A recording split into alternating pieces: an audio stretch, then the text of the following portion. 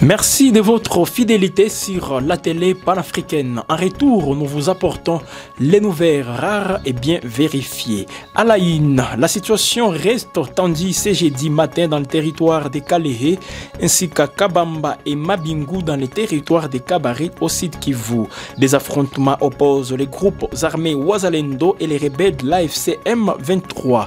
Un reportage à suivre dans ces journaux.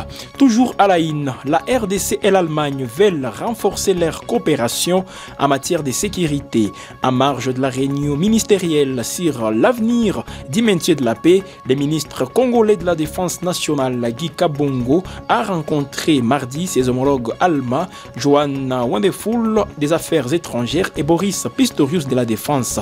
Un reportage complet est à suivre dans ce journal. Et puis le chef de l'État congolais Félix Tshisekedi vient de procéder à la nomination de plusieurs officiers supérieurs au sein des forces armées de la République démocratique du Congo. Les nominations sont donc à suivre à la fin de ce journal.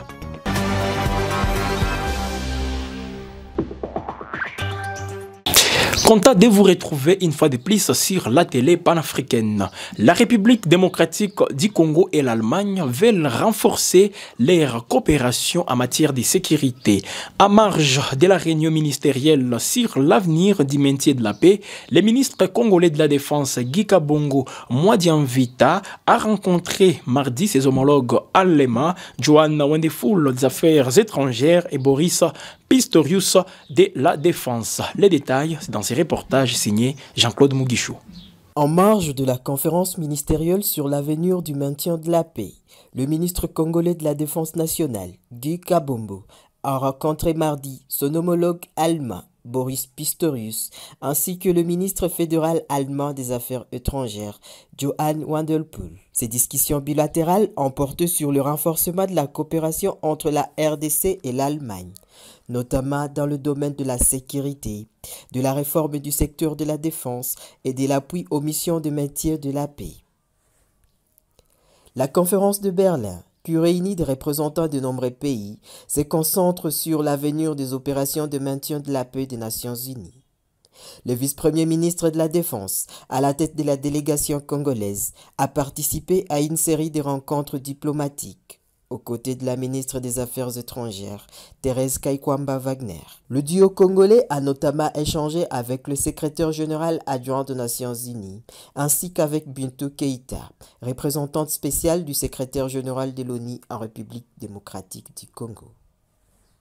Lors de ce forum de paix, le ministre Kabongo a mis en lumière leurs défis spécifiques auxquels la RDC est confrontée en matière de sécurité.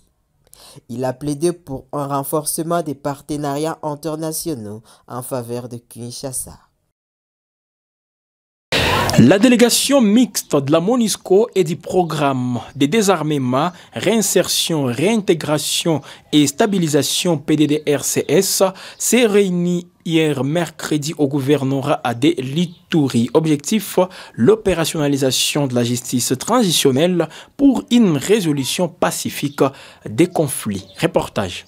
En suivant la ligne droite du président de la République Félix Tshisekedi Tshilombo, celle de restaurer la paix dans l'est du pays, en Ituri, les gouverneurs Lubuya et ses partenaires appuient sur l'accélérateur pour les retours rapides de la paix et la résolution pacifique des conflits à travers la justice transitionnelle. Le chef du bureau de la MONUSCO Ituri a circonscrit le cadre de cette mission mixte. La MONUSCO travaille avec le gouvernement dans le cadre de recherche de la paix. Vous connaissez bien toutes les démarches qu'on a fait ensemble avec les gouverneurs ici, avec les communautés, avec tout le monde, même avec les groupes armés, pour qu'on puisse rétablir la paix. De son côté, M. Eric Messimoine, représentant du directeur du Bureau conjoint des Nations Unies aux droits de l'homme, souligne que la justice transitionnelle doit être appliquée comme levier pour résorber le cycle des violences en Ituri. Il faut tout à fait en face développer ensemble des voies et moyens, des mécanismes pour mettre fin au cycle d'impunité, pour renforcer les compétences du système judiciaire, d'agir sur les questions de réparation et plus que certainement de travailler à ce que la dynamique du désarmement, du relèvement communautaire et de la stabilisation prenne effet et produisent des résultats concrets. Au gouverneur militaire, le lieutenant-général Luboya Kashamadjoni de demander à la population iturienne de saisir cette opportunité. C'est vraiment une opportunité. Ils sont venus nous parler de la justice transitionnelle et qui est un pilier du PDDRCS. Parce que là, nous allons parler du pardon, nous allons parler de la réconciliation. Aujourd'hui, nous voulons donner ce message à tous ces grands acteurs qui sont là, qu'ils aillent encore le répercuter dans les communautés pour dire à ces chefs de groupes armés, à ces membres de groupes armés que voilà, aujourd'hui, nous tendons encore nos bras pour que vous nous rejoigniez. Avant que cette justice s'applique, mais que vous parliez. C'est ce qui est important. Aujourd'hui, nous allons avoir la société civile, nous allons avoir les chefs coutumiers qui sont des grands responsables. Ils sont devant leurs responsabilités. Depuis l'instauration de l'état de siège, l'approche non militaire a beaucoup contribué au rétablissement de la sécurité, de la cohésion sociale et de la paix. Au Nord Kivu, la conseillère du gouverneur des provinces en charge de l'éducation et du genre, Madame Kaitaba Mourekatete Chantal, a présidé une séance d'évaluation des résultats des épreuves dites ballon d'essai avec les responsables des écoles et les gestionnaires de l'éducation en province. Reportage. Séance d'évaluation des résultats de l'examen d'état du ballon d'essai qui a eu lieu dans différentes écoles secondaires de la province du Nord Kivu ce mercredi 14 mai 2025 au cabinet du gouverneur des provinces. La séance a été présidée par la conseillère du gouverneur des provinces chargée de l'éducation et genre, Madame Kaitaba Mourekatete Chantal. Les responsables des écoles et les gestionnaires de l'éducation en province du Nord Kivu ont participé à cette séance d'évaluation. L'objectif de cette activité est d'étudier comment mettre à niveau les finalistes qui n'ont pas bien travaillé au ballon d'essai afin de les permettre à bien préparer les examens de dissertation et jury oral prévus dans les prochains jours, indique Madame Eugénie Makelele, IPP adjoint chargé de l'enseignement technique en province éducationnelle Nord Kivu 1. Nous avons fait ballot d'essai, nous avons corrigé, nous avons compilé. Nous sommes venus pour donner les résultats aux promoteurs et aux gestionnaires, afin qu'on puisse bien remédier ce que les enfants n'ont pas bien maîtrisé. Occasion pour cette autorité scolaire de rassurer aux finalistes que toutes les dispositions sont mises en place pour faciliter la passation des épreuves de la dissertation et jury orale dans 2 semaines. Oui, l'examen d'état sera là. Ça c'est vrai parce que l'IPP à Kinshasa, il est allé prendre les copies, il sera là dans 2 semaines. C'est pour cela, dans 2 semaines, je sais que ce qu'on a eu comme coquille, ce qu'on a vu qu'il y avait un ça ne va pas, on va remédier et les enfants seront là. Ils sont bien préparés et prêts pour faire l'examen d'état. Un message. Rappelons que cette épreuve appelée ballot d'essai qui avait eu lieu le 29 avril dernier a été effective sur 620 écoles secondaires dans la province du Nord Kivu. Je l'ai annoncé dans les sommaires. La situation reste tendue ce matin dans les territoires de Kalehe ainsi qu'à Kabamba et Mabingu dans le territoire de Kabare au Sud Kivu. Des affrontements opposent les groupes armés Wazalendo et les rebelles de l'AFC M23. David Bitoaiki nous fait le point. Ce jeudi, l'atmosphère reste lourde de tensions dans les villages de Tchofi et Kacheke dans les territoires de Kalehe, ainsi qu'à Kabamba et Mabingu dans les territoires de Kabare au sud Kivu. Les affrontements entre les forces Wazalendo et les rebelles de l'AFC M23 se sont intensifiés ce matin après une nuit de combats acharnés. Mardi, les hostilités ont débuté sur l'axe Kacheke-Lemera dans les territoires de Kalehe.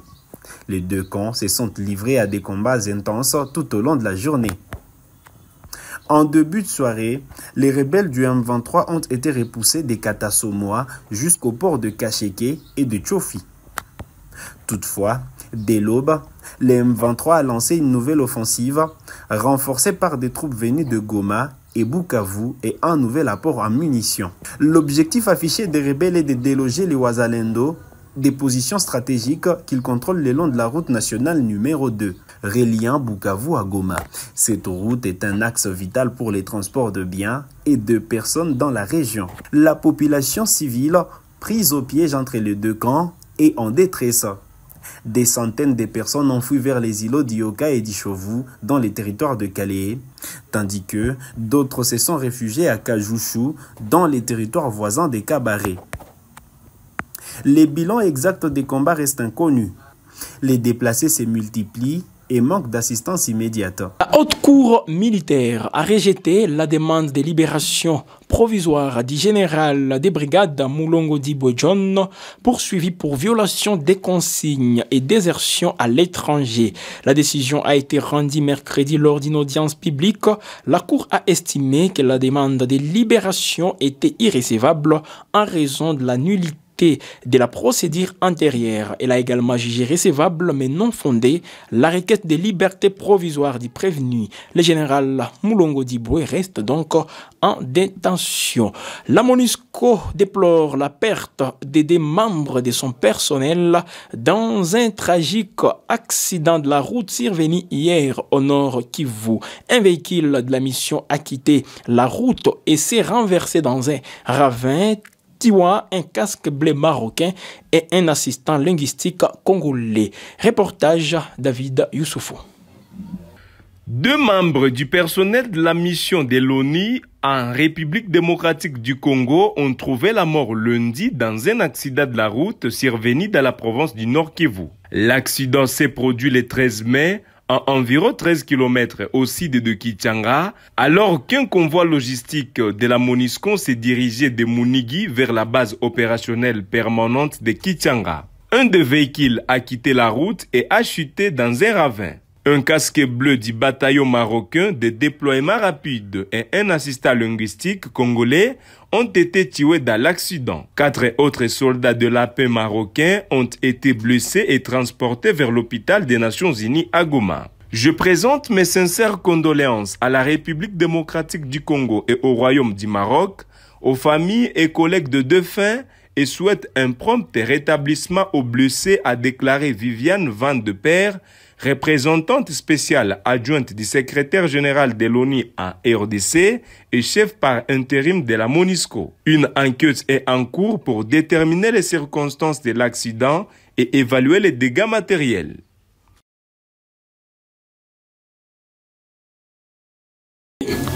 Direction la province de l'Ituri où un incident tragique s'est produit mardi dernier sur le lac Albert dans les territoires de Djougou impliquant l'armée ougandaise, les UPDF, et la marine congolaise des FRDC. Selon les sources sécuritaires, les UPDF auraient ouvert les feux sur une patrouille des FRDC, les confondant avec des miliciens FRPI. Plusieurs morts et blessés sont à déplorer au sein des forces congolaises. Les militaires survivants ainsi que leurs équipements ont été récupérés par les UPDF et transférés en Ouganda, dit une source sécuritaire.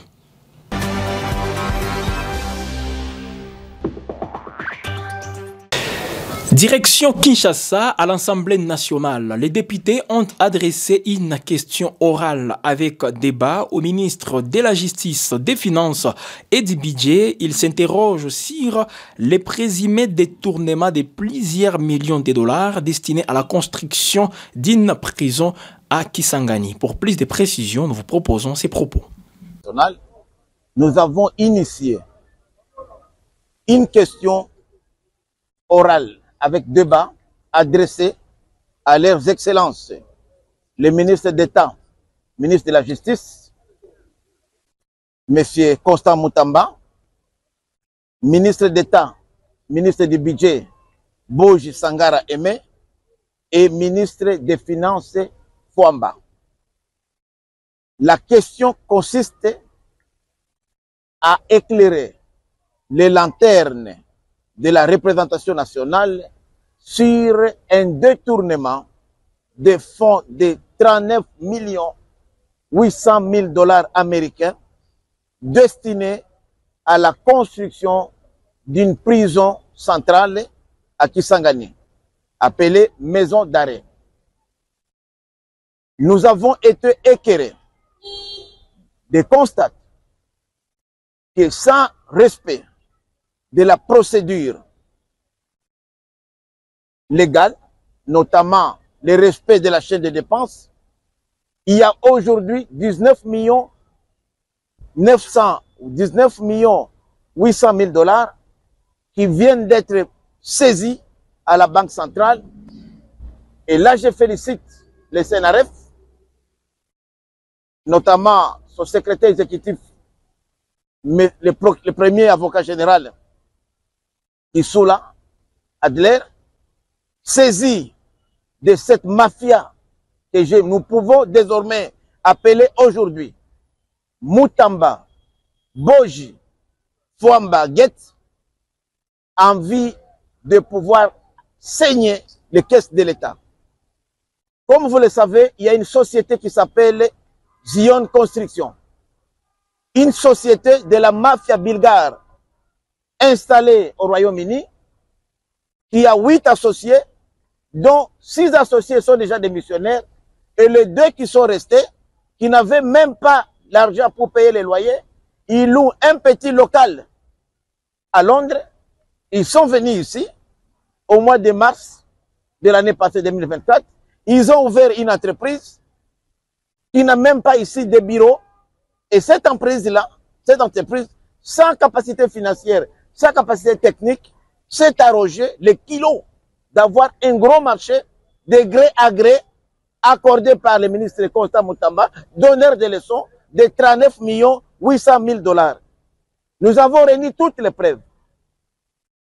Notre question consiste à demander à monsieur le ministre Mineta Mutamba, pourquoi y a-t-il urgence à construire une maison d'arrêt à Kisangani qui n'a même pas été prévue dans le budget 2025? Nous avons été à Kisangani, aucun site n'est prévu pour la construction d'une prison. D'ailleurs, la population de Kisangani nous a dit que notre priorité, c'est d'améliorer la desserte en énergie électrique. Nous avons été à Londres visiter ces fameux bureaux-là, dont 6 ont déjà quitté l'entreprise, et ce sont les 2 aventuriers qui sont venus ici en acquaintance avec Mutamba, avec Boji et Fwamba. Ils ont réussi à faire décaisser du trésor public un montant faramineux de 39 800 000 $. Vous vous rendez compte, pendant cette période de guerre. Là, nous donnons raison à Nanga, qui avait dit qu'il avait ses représentants dans le gouvernement comme dans les institutions du pays. Puisque c'est inacceptable, inadmissible, pendant cette période de crise, qu'un montant aussi important puisse sortir du trésor public sans respecter la procédure. Nous avons été saisis par un courrier du 1er avril 2025 de M. Mutamba adressé à la Première ministre pour solliciter l'approbation de ce marché de gré à gré. Mais nous n'avons pas eu l'autorisation de la Première ministre conformément à la loi. Nous demandons au ministre d'État Boji de nous donner les DTO, le numéro des DTO, et sur base de quoi il a liquidé, puisque la direction... Restons toujours dans les sièges du Parlement. Le Sénat s'apprête à examiner la requête de la Cour militaire pour la levée des immunités de l'ancien président Joseph Kabila. Cette initiative suscite la controverse. Moïse Katumbi, opposant politique et président du parti politique Ensemble pour la République, craignant qu'elle creuse davantage la division et ne fragilise la cohésion nationale. Reportage. Alors que le Sénat s'apprête à examiner la requête d'élever des immunités de l'ancien président Joseph Kabila, l'opposant Moïse Katumbi s'inquiète des conséquences de cette initiative sur la cohésion nationale. Cette tentative d'élever les immunités de Joseph Kabila en violation de la loi est dangereuse et irresponsable, a déclaré Moïse Katumbi, président du parti Ensemble pour la République. Le pays fait face à de nombreux défis, notamment l'insécurité dans l'Est et les tensions sociales. Cette initiative risque d'exacerber les divisions et de fragiliser davantage la cohésion nationale. Katumbi appelle le gouvernement à privilégier les dialogues inclusifs et la concertation avec toutes les forces vives de la nation, y compris l'ancien président Kabila. La paix et la cohésion nationale ne peuvent être retrouvées par des actes qui sèment la discorde et torpillent les principes démocratiques, a-t-il ajouté. L'opposant appelle également le président Félix Tshisekedi à ouvrir un dialogue sincère avec son prédécesseur. J'exhorte le président Tshisekedi à mettre fin à cette entreprise et à privilégier l'unité nationale pour répondre aux aspirations du peuple congolais pour la paix et le développement, a-t-il conclu. Le gouvernement congolais accuse Joseph Kabila des trahisons, crimes de guerre et crimes contre l'humanité en lien avec les violences dans l'est du pays. Le ministre de la Justice évoque des preuves impliquant l'ancien président dans une participation directe à l'agression menée par les Rwandais à travers le mouvement AFC M23. Le chef de l'État de la RDC, Félix Tshisekedi, vient de procéder à la nomination de plusieurs officiers supérieurs au sein des forces armées de la République démocratique du Congo. Parmi ces nominations notables, certaines d'entre elles sont dans ces propos recueillis pour vous par votre rédaction. Vu la nécessité et l'urgence, sur proposition du gouvernement, les conseils supérieurs de la défense entendus ordonnent. Article 1er. Sont nommés au grade des colonels des forces armées de la République démocratique du Congo les officiers supérieurs dont les noms, post-noms, prénoms et matricules suivent. 1. Luzolo Gérard. Matricule 1 75 99 93 711 06. 2. Batileua Lingundu Paul.